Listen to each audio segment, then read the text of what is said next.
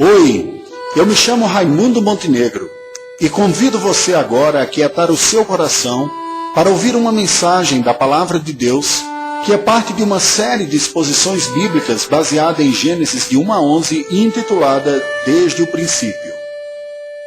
Vamos orar ao Senhor. Ó Deus, é com temor e temor que me achego diante da Tua presença, diante da Tua palavra. Palavra que foi inspirada pelo Teu Espírito,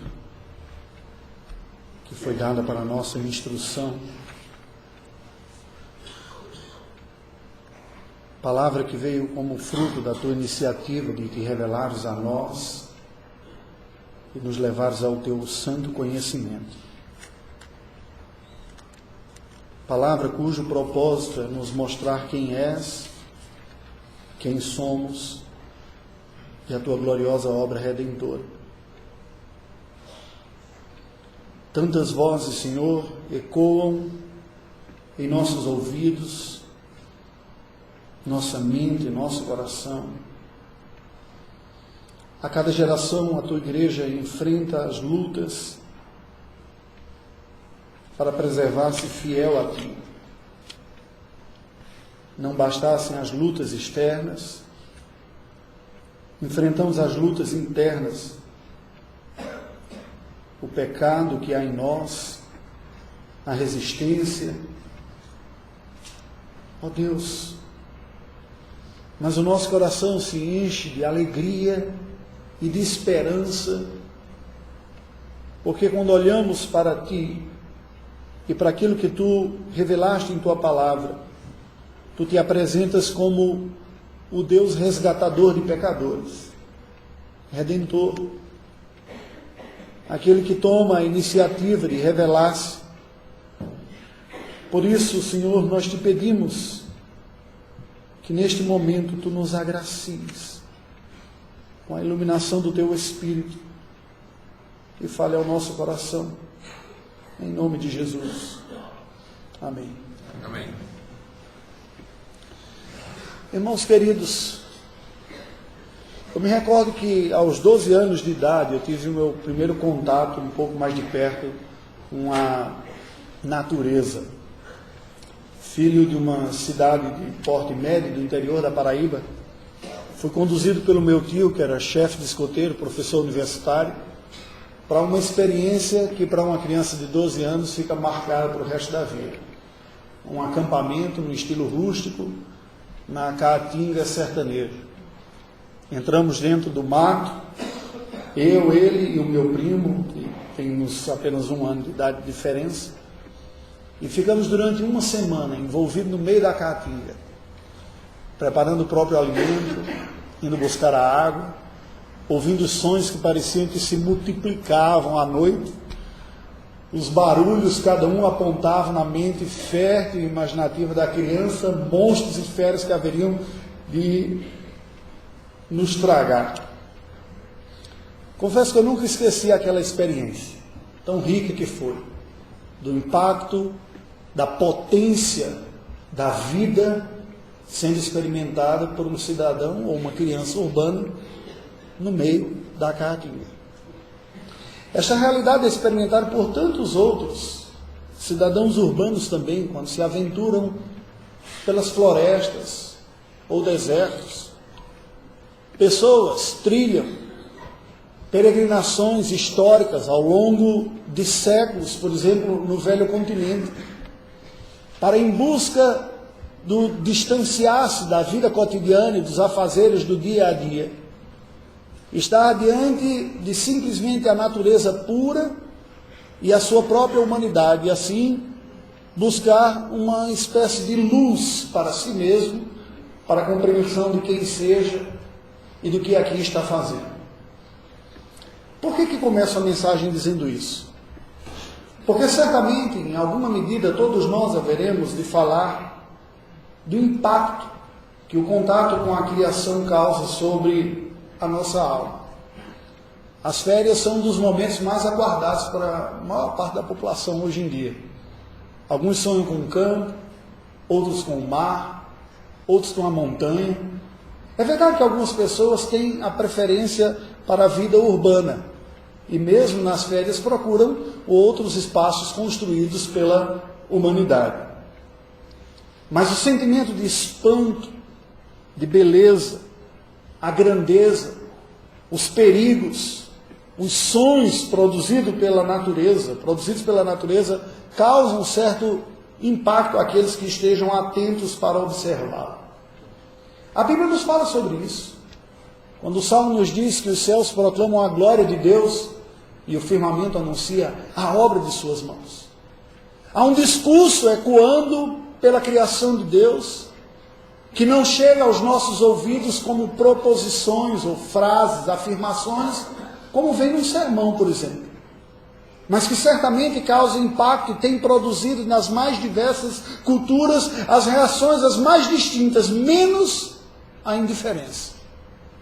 Povos espalhados pelos 5 continentes, afligidos ou impactados por este contato com a criação, se dirigem à própria criatura como se Deus o fosse, e devoções aos astros, a forças da natureza têm marcado a história da humanidade e ainda marca a história de muitos grupos humanos em lugares distantes do nosso planeta. Tudo isso como resultado de um testemunho intenso da vida que a natureza aponta e uma realidade que vai para além da simples explicação dos fenômenos naturais. Há algo por trás de tudo isso. É essa intensidade que a criação comunica, que tem levado algumas pessoas que, afastando-se até mesmo de uma fé cristã, buscam na energia cósmica do universo um sentido para a sua própria vida. As narrativas de documentários que vemos em programas de televisão científicos dão quase a entender que há uma espécie de entidade chamada natureza que nós contemplamos. Quando se fala que há natureza e a Terra então reage desta ou daquela outra maneira, como se fosse um ser pensante e vivo. O mais cético dos homens sente o impacto desse testemunho. Pois bem, a realidade da origem de todas as coisas foi descrita por um profeta de Deus, numa circunstância muito peculiar da história do povo de Deus. Moisés, ao liderar o povo de Israel na saída do Egito, dizem alguns estudiosos da Bíblia, que tirou Israel do coração do Egito com apenas um cajado. Mas foi com o livro de Gênesis que Moisés tirou o Egito do coração de Israel. Os 400 anos que lá estiveram não ficaram incólumes. As diversas narrativas sobre a vida, Deus, os deuses, a força, o sol, a lua, o Nilo, os animais, e tudo aquilo foram sendo geração após geração, sendo repetidas sobre o povo de Israel, de tal maneira que quando o povo da aliança sai da nação do Egito, não sai um povo verdadeiramente monoteísta, crendo no Deus conforme a tradição oral de geração após geração, que falava de quem Deus era. Mas carregava dentro de si uma mentalidade contaminada por um pensamento de sua época, que apresentava a explicação da vida, não apenas da sua origem, mas da manutenção em outras realidades que não o próprio Deus. E ao longo da nossa história, como nos diz Paulo, escrevendo aos Romanos, no seu capítulo 1, a humanidade continua resistindo em dar a Deus toda honra, toda glória e todo louvor pela realidade, mas tributar à criatura o crédito que é apenas do Criador. A afirmação que a palavra de Deus fala sobre Deus, e dentre os tantos atributos que são dados a eles, um é destacado. Entre tantos, destaco hoje, Deus, o Criador. Nós lemos um relato que é por demais diferente de uma situação ordinária que possamos imaginar. Um relato dos céus, anjos na presença do Senhor, anciãos diante dele, dizendo e adorando ao Senhor, porque criaste todas as coisas. Proclamamos a uma só voz, mais de uma vez neste culto, isso como numa espécie de ensaio cósmico, daquele grande discurso de tributo de que a Deus toda honra e toda glória por tudo que há, pois Ele é o Criador. Mas imaginemos o cenário. Só uma comunidade de fé pode olhar para esse texto com crença de que ele é real e aponta para uma realidade.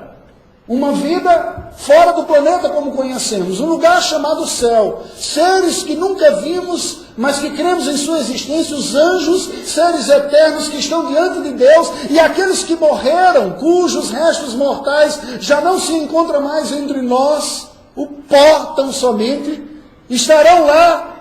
E nós os veremos e os reconheceremos, e cremos nisso. No entanto, desde o ano de 1859, quando um teólogo naturalista, que cursava teologia natural, publicou uma obra chamada A Origem das Espécies, Charles Darwin, a humanidade cada vez mais está buscando as explicações para a vida e para a realidade em algo que não é Deus. O que nós encontramos aqui é basicamente um embate de narrativas. Porque é verdade que a ciência jamais compreenderá o que ocorreu no início, porque não tem como nós voltarmos no tempo e nos posicionarmos ao lado daquele momento que a ciência chama da singularidade, quando a partícula de Bóson explodiu em concentrada toda a matéria do universo em uma fração de microlésimos de segundo, a menor parte que a tudo veio a surgir numa velocidade desacelerada como uma fonte de explicação para tudo que há a partir de uma energia universal, concentrada num único ponto. O que nos põe diante de uma questão muito simples.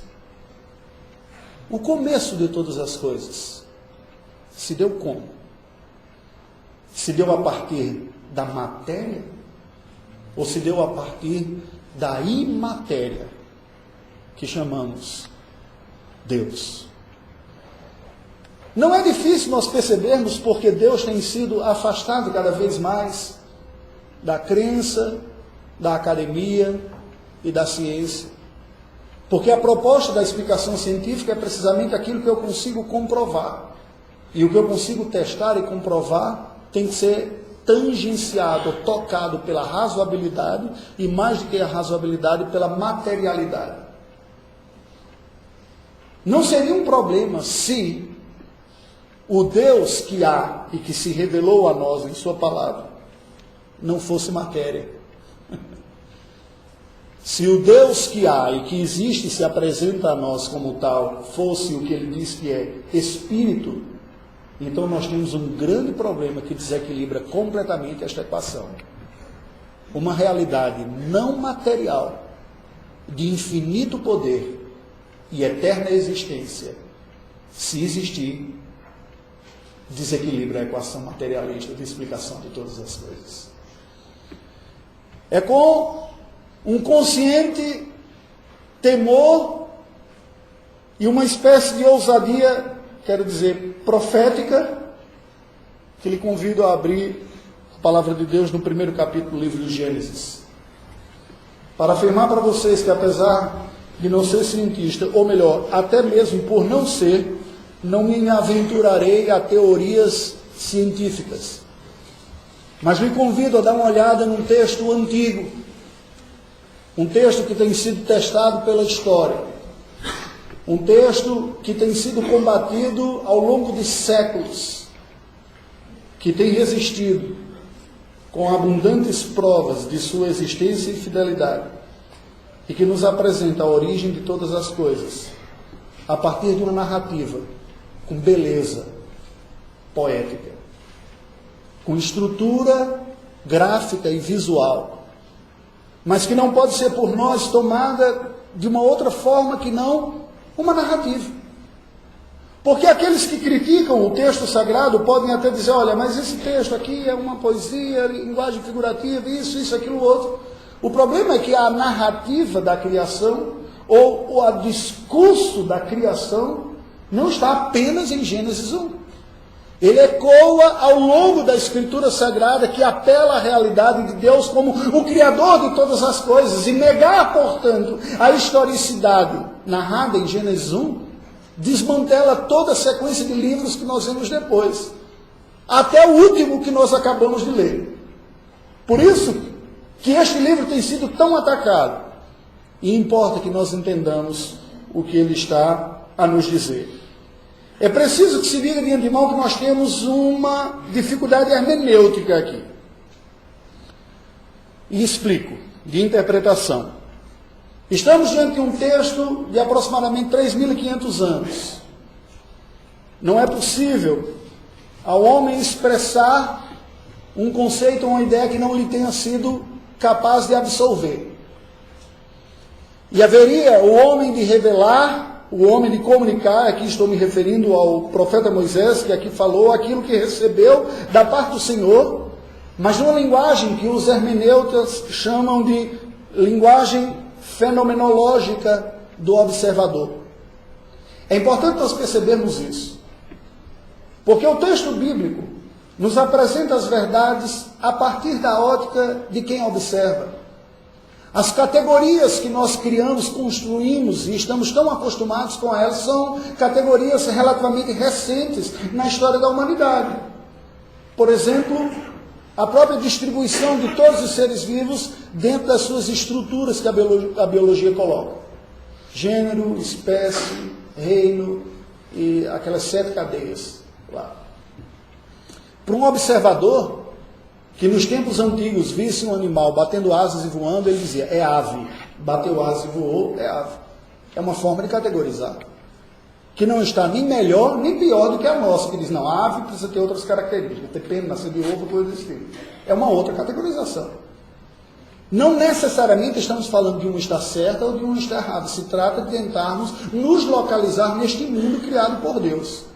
E numa categorização mais simples, de alguns milênios atrás, o observador viu um animal batendo asas e voando e colocava debaixo da categoria de ave. Uma doença que se estabelecesse na pele, começasse a corroer e trazer malefício, e levar inclusive à morte, era categorizada naquele dia simplesmente como lepra. Aquilo que se instalava e se multiplicava. Hoje, com outros procedimentos e outros conhecimentos, você consegue dividir algumas outras coisas, em algumas outras categorias também, mas a grosso modo, naquele tempo assim era chamado. É tanto que maus que se alastrassem também como fungos numa casa era considerado lepra de casa, pela similaridade de quem observa. Uma chaga na pele que se espalha, está tudo debaixo da categoria simples do Oriente Médio, de 3.000 anos atrás, de lepra. Ora, a Bíblia nos apresenta, portanto, a realidade da criação sem a proposta de ser um tratado científico exaustivo. Mas temos que nos lembrar, com o propósito de ser uma orientação clara e teológica sobre a origem de todas as coisas. Quem é e de onde vieram. Para combater o politeísmo egípcio, que atribuía ao sol, à lua, ao Nilo e a tantos outros animais divindade própria, Moisés então é inspirado por Deus, levado ao Senhor para explicar ao povo de Israel qual é a sua verdadeira origem. Vocês não são frutos de deuses imaginados, de cruzamentos cósmicos, de cosmogonias egípcias ou gregas, ou seja lá o que for, mas frutos de um só, que tudo criou pelo seu poder a partir do nada. E assim nós lemos, no princípio, criou Deus os céus e a terra. A terra, porém, estava sem forma e vazia, havia trevas sobre a face do abismo, e o Espírito de Deus pairava por sobre as águas. Disse Deus, haja luz, e houve luz. E viu Deus que a luz era boa, e fez separação entre a luz e as trevas. E chamou Deus à luz dia e às trevas noite. E houve tarde e manhã o primeiro dia. E disse Deus, haja firmamento no meio das águas, e separação entre águas e águas. Fez, pois, Deus o firmamento, e separação entre águas, debaixo do firmamento, e as águas sobre o firmamento, e assim se fez. E chamou Deus ao firmamento os céus, houve tarde e manhã, o segundo dia. Disse também Deus, ajuntem-se as águas debaixo dos céus num só lugar, e apareça a porção seca, e assim se fez. A porção seca chamou Deus terra, e ao ajuntamento das águas mares, viu Deus que isso era bom. E disse, produza a terra relva, ervas que deem semente, árvores frutíferas que deem fruto, segundo a sua espécie, cuja semente esteja nele e sobre a terra. E assim se fez. A terra, pois, produziu relva, ervas que davam semente segundo a sua espécie, e árvores que davam fruto, cuja semente estava nele, conforme a sua espécie. Viu Deus que isso era bom. E houve tarde e manhã, o terceiro dia. Diz também Deus, haja luzeiros no firmamento dos céus, para fazerem separação entre o dia e a noite, e sejam eles para sinais, para estações, para dias e anos, e sejam para luzeiros no firmamento dos céus, para iluminar a terra. E assim se fez. Fez Deus os dois grandes luzeiros, o maior para governar o dia e o menor para governar a noite, e fez também as estrelas, e os colocou no firmamento dos céus para iluminarem a terra, para governarem o dia e a noite, fazerem separação entre a luz e as trevas, e viu Deus que isso era bom. Houve tarde e manhã, o quarto dia. Disse também Deus, povoem-se as águas de enxames de seres viventes, e voem as aves sobre a terra, sobre o firmamento dos céus. Criou, pois, Deus os grandes animais marinhos, e todos os seres viventes que rastejam, os quais povoavam as águas, segundo as suas espécies, e todas as aves, segundo as suas espécies. E viu Deus que isso era bom. E Deus os abençoou, dizendo, sede fecundos, multiplicai-vos, e enchei as águas dos mares, e na terra se multipliquem as aves. Houve tarde e manhã, o quinto dia.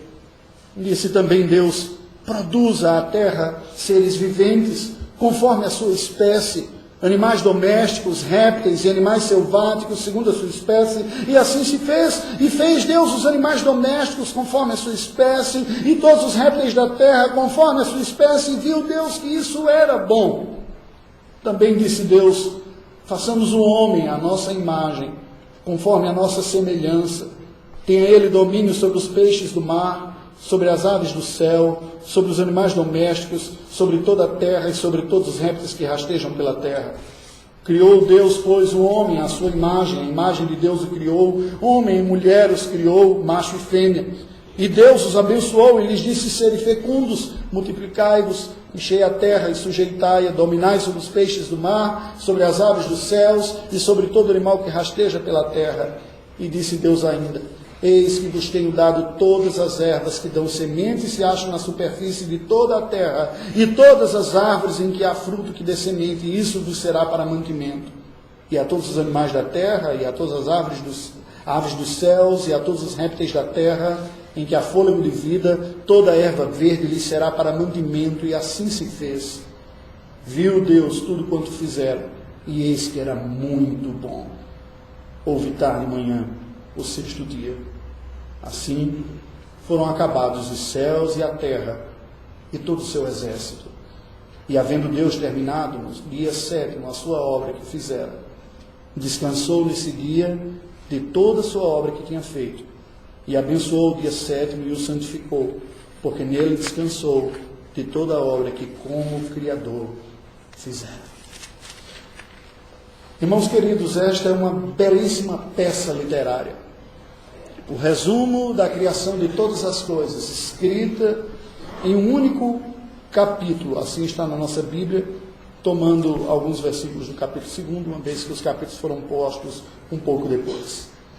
Esta porção completa, de Gênesis 1 até Gênesis 2, 3, nos apresenta com uma introdução que corrobora aquilo que tinha falado anteriormente. Veja que tudo começa com a descrição de Deus como uma realidade pré-existente e eterna. No princípio, Deus.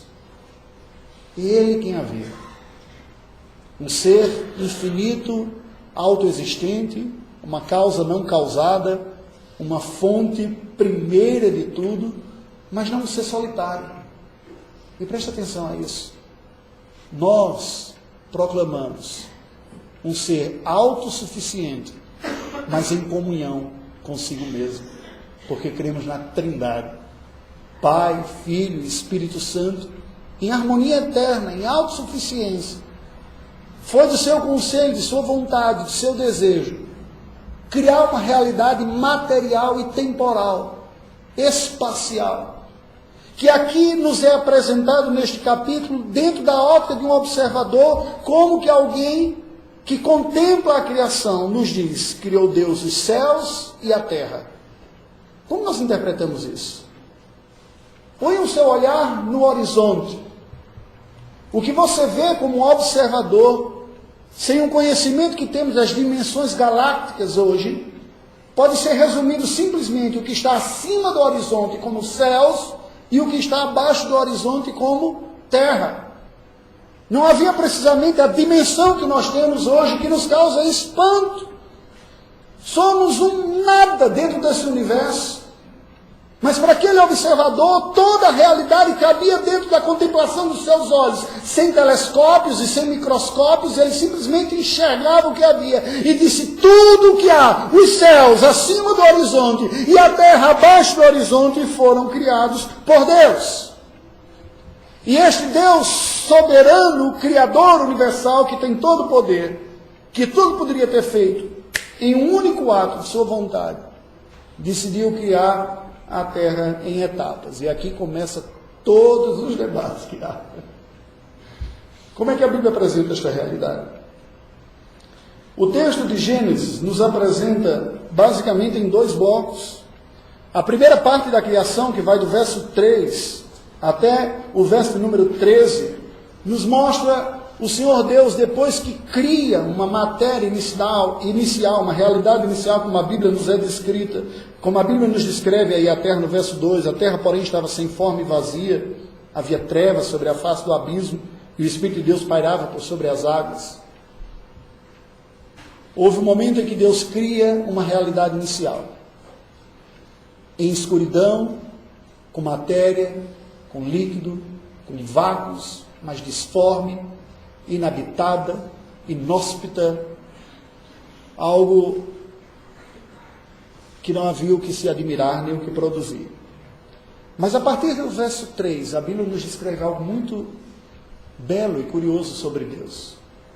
O Criador como sendo uma espécie de artesão do universo, artesão da sua criatura, ordenando nos 3 primeiros dias ambientes acolhedores. Do caos inicial em que a criação estava, o Senhor Deus começa a forjar ambientes acolhedores. A luz nos é descrita nos versos de 3 a 5, as águas e o ar nos versos de 6 a 8, e uma grande massa continental nos versos de 9 a 13. Aqui nos apresenta alguns dados curiosos, porque se nós olharmos o que está sendo descrito aqui, os 3 primeiros dias nos apresentam ambientes. E a luz nos é apresentada como um ambiente. Um ambiente que depois é ocupado por agentes, e cada um deles o será. Deus como o Criador da luz. E aqui é um dado curioso também, porque a luz é um mistério até para a ciência. Nós podemos considerar a luz como partícula, porque ela tem elementos de partícula, como o fóton. Mas, por outro lado, a luz tem uma singularidade, ela se comporta como onda eletromagnética. A velocidade e todas as outras características de onda nela está. Mas, de uma forma especial, a Bíblia liga, a palavra de Deus faz uma associação entre a luz e o próprio Deus. Ao ponto de o livro do Apocalipse, no final, dizer que naquele novo céu e na nova terra não haverá sol, nem lua, nem candeeiro, não precisará de nenhum tipo de fonte de luz, porque tudo será iluminado pelo próprio Deus. Não sabemos exatamente como foi que Deus criou essa luz, como não sabemos muito de como foi. Isso é um grande mistério para nós, mas a Bíblia nos apresenta a luz como uma espécie de cenário em uma nova realidade que agora começa a acontecer dentro dessa realidade que é história e que é espaço e tempo. Dentro disso há luz que de alguma forma reflete quem Deus é. Ao trazer clareza, ao apontar realidades, a luz é o primeiro ambiente descrito no dia primeiro. No dia segundo, nos é dito nos versos de 6 a 8, sobre a criação do céu e a separação das águas. A Bíblia apresenta o céu como realidades em camadas. O céu que nós vemos, o primeiro céu, o segundo céu mais adiante, o terceiro lugar da habitação de Deus, num misto de definição ou apresentação de espaço, mas de realidades também. Águas, embaixo e em cima. Lençóis freáticos, mares, lagos, gigantescos lençóis freáticos, densa cobertura de nuvens, como que transformando esse planeta numa estufa, e aqui eu já estou dando a entender como eu interpreto a realidade de Gênesis de 1 a 11, que vai mudar apenas com o dilúvio. São algumas teorias possíveis, e eu me dou o direito de acreditar numa dessas, uma vez que não tem como nós voltarmos no tempo e ver exatamente o que foi que aconteceu. O terceiro dia nos apresenta um outro ambiente, o ambiente aqui na Terra, o solo fértil, a vegetação, a massa de terra unida numa espécie de Pangeia estufada, um supercontinente em que cria condições de vida. Que porção de terra é esta? É onde tudo começou. E é muito curioso porque, dentro das teorias, alguns dados que são confortáveis, que se ajustam às teorias, as pessoas alardeiam e comentam. Outros que não batem muito, ficam apenas com mistério e eles colocam de lado. Na Serra da Capivara, no Piauí, foram encontrados restos mortais de homens antigos, datando mais antigo do que os que foram encontrados na América do Norte. E isso vai contra a teoria que diz que a humanidade veio ocupar esse continente aqui, atravessando o Estreito de Bering numa era de gelo passado. Então chegar-se-ia mais tardiamente na América do Sul. Mas os restos apontam num outro sentido. Depois nós vemos, nos versos de 14 a 31, uma segunda etapa da criação, em que nos é descrito que estes ambientes criados por Deus, da luz, do ar e da água e da terra, agora passam a ser ocupados por agentes. Irmãos, há uma beleza na descrição da criação. Como Deus não apenas sendo um artista, mas sendo um diretor teatral. Percebem os cenários que são montados? E depois os agentes são convocados a atuarem neste cenário, uma vez que ele foi posto numa sucessão de preparação de realidades, pois a luz está na raiz de toda a vida que há. Se há vida em nosso planeta, damos graças a Deus pela instrumentalidade de uma estrelinha de quinta grandeza, chamada Sol, que nos aquece numa proporção de distância e intensidade tal, que é possível a vida neste planeta azul. Se perto mais estivéssemos, não haveria condições de vida. Se mais longe estivéssemos, também não haveria condição. Então o quarto dia nos apresenta os primeiros agentes, os agentes da luminosidade. O Sol, a Lua e as estrelas. Você pode dizer, mas a Lua não é estrela, ela reflete agente de luminosidade. Lembra? Observação fenomenológica. O sujeito está aqui, olha para o céu, vê um grande luzeiro durante o dia, o Sol. Vê um outro menor, não tão potente, mas importante também, a Lua. Os agentes que Deus lá colocou, dentro da perspectiva do homem habitante deste planeta. É claro que uma leitura desonesta do texto, de acordo com o conhecimento que nós temos da astronomia no século XXI, diz, isso aqui está tudo desproporcional. Está fora de escala, está fora de proporção. A nossa estrelinha pequenininha, há outras muito maiores, há nebulosas, há galáxias Nós somos uma coisinha pequena, é verdade. Mas para quem observava, o destaque foi dado para este, que foi criado à imagem e semelhança de Deus. O ambiente foi preparado pelo Senhor para que você aqui viva. A luz que teve origem em Deus agora começa naturalmente a caminhar a vastidão deste universo a partir destes agentes que Deus colocou. As estrelas novas, supernovas, anões brancas, tantas elas, com idades e dimensões distintas. No quinto dia, nós vemos a ocupação dos espaços da água e do ar, por animais aquáticos e alados, peixes e aves. A terra, que já tinha sido preparada no seu ambiente, de temperatura, de água, de condições de oxigênio, agora vê os seus agentes ocupando. Desde os minúsculos crios, alimento das jubartes, até as próprias jubartes, as baleias, os maiores animais, seres vivos que há sobre a terra. Relações simbióticas, caranguejos e anêmonas, e tantas outras. A plenificação do cosmos está ocorrendo por vontade soberana de Deus. Por fim, chegamos ao sexto dia, escrito nos versos 24 a 31. A criação dos animais terrestres e dos seres humanos nos é apresentada aqui. A Terra, esse pedacinho, este planeta pequeno, dos menores do nosso sistema, o nosso sistema dos menores da nossa galáxia, a Via Láctea. A nossa galáxia é uma das menores do que é conhecido desse universo, mas esse pequeno planeta azul traz consigo condições únicas que tornaram a vida possível. A água essencial à vida é encontrada aqui. E encontrada em condições climáticas a produzir vida.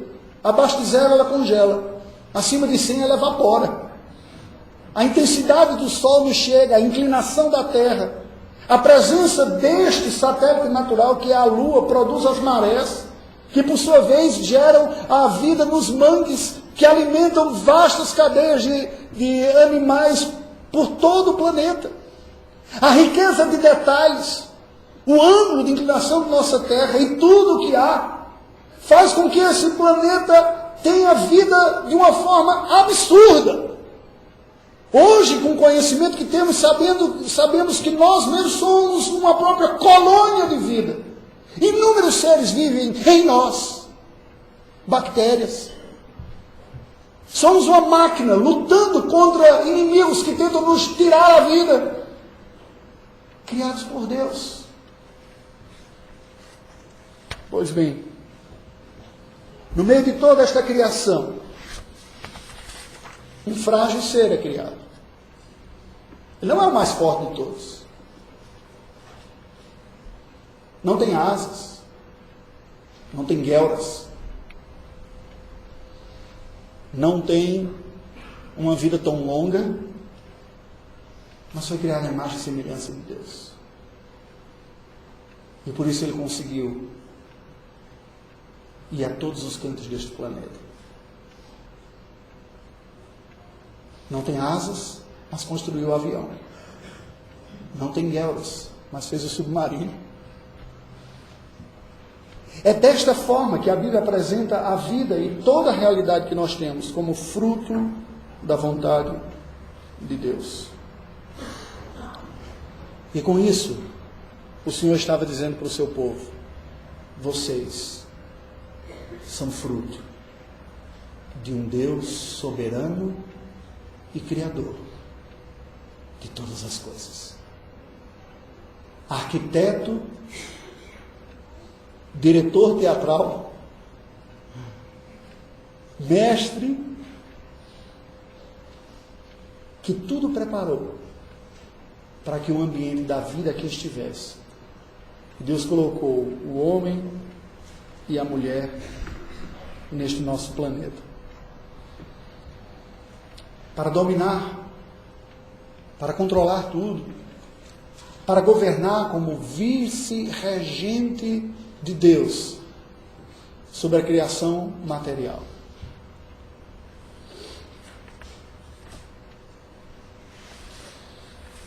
A Bíblia diz que por fim Deus, que não cansa, não para de trabalhar, descansou. como um ato pedagógico para nós. Desde o início, santificou este dia, 1/7, criou o padrão de referência de tempo da semana. E colocou: trabalhe e descanse. Descanse do trabalho, para se devotar a mim, pois a Bíblia nos diz que Ele santificou este dia. Eu quero concluir, irmãos, esta mensagem, convidando você a voltar 3.500 anos atrás, e colocar ao lado de um menino que foi salvo das águas do rio e foi educado com a mais fina educação do Egito, Moisés. E ver como aquele homem, com a instrução melhor que teve do mundo depois, é chamado por Deus para liberar e libertar o seu povo da escravidão. E quando Deus começa a falar com ele, diz: o que o meu povo precisa saber, em primeiro lugar, é que eles não são fruto de um acidente cósmico. Eles não são fruto de um cruzamento conforme as lendas egípcias falam. E tudo o que eles têm e que lhes mantém a vida é fruto da minha graça. Eu criei todas as coisas e tudo dispus diante dele. No entanto, nós sabemos pelos relatos seguintes que os nossos primeiros pais pecaram contra Deus. O mundo não é mais perfeito. E nós convivemos com essa ambiguidade ao olhar para este mundo. Por termos sido criados à imagem e semelhança de Deus, temos uma potência que nenhuma outra espécie tem. Mas por sermos pecadores, temos trazido muitos prejuízos a este pequeno planeta azul, quebrando a ordem do mandato cultural do cuidado aqui. Por ter sido tudo isso criação de Deus e criatura de Deus, causa-nos um impacto quando estamos diante da majestade da natureza e da criação. No entanto, esse impacto, por não ser verbal, mexe conosco, mas nós não sabemos explicar como. A explicação e do significado do espanto que a natureza traz a nós nos é dada na palavra revelada, proposicional, sentenças que nos são dadas aqui na Escritura. A partir daqui nós entendemos. Como ocorreu comigo, ao converter-me na adolescência, eu vim entender o espanto, a majestade que eu via na natureza e não sabia a razão de tudo aquilo. Proclama a glória de Deus. O poder do Senhor é manifesto na força da natureza. Ao mesmo tempo que nós vemos a força dos mares, das tempestades e tudo, nós podemos falar e reconhecer que há um ser poderoso que tudo criou, porque isso atesta a Ele. Mas por outro lado, este mundo foi contaminado pelo pecado. E tudo aquilo que poderia ser perfeito, se mostrou agora imperfeito.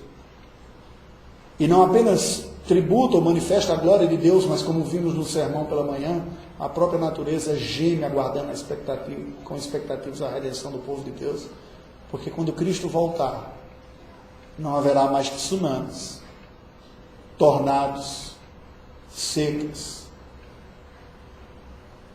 não haverá eventos cataclísmicos naturais que ceifará a vida de pessoas, porque a própria natureza que hoje testemunha de Deus, do seu poder, da sua sabedoria, em seu equilíbrio, na sua beleza, também dá um testemunho para nós, de que a nossa vida não é aqui, do jeito que os jornais e os nossos olhos percebem, dia após dia.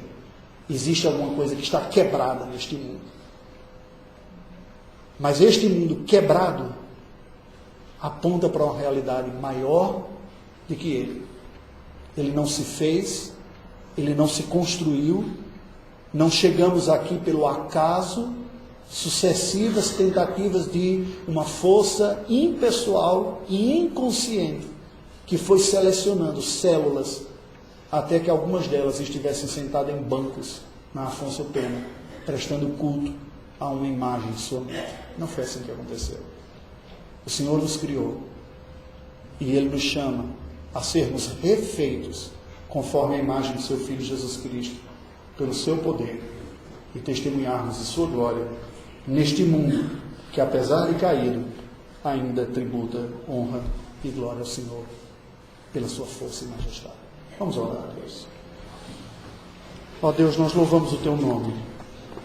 Nós te adoramos, Senhor. Nós te pedimos a graça do Senhor sobre a nossa vida e o nosso coração, para que nós não olhemos o mundo como se ele fosse simplesmente matéria. Dá-nos a graça para perceber a marca do Senhor, a tua assinatura em tudo isso que tu criaste, na beleza que nos circunda, no poder, no equilíbrio, nas condições perfeitas, milimetricamente trabalhadas para que houvesse vida nesse planeta minúsculo, no sistema solar, que é ridículo, diante de uma pequena galáxia, num universo enorme. Ó Deus, pelo fruto do teu poder, aprove a ti criar todas as coisas, e dentre as criaturas, estampar a tua imagem em alguém tão efêmero como é o ser humano.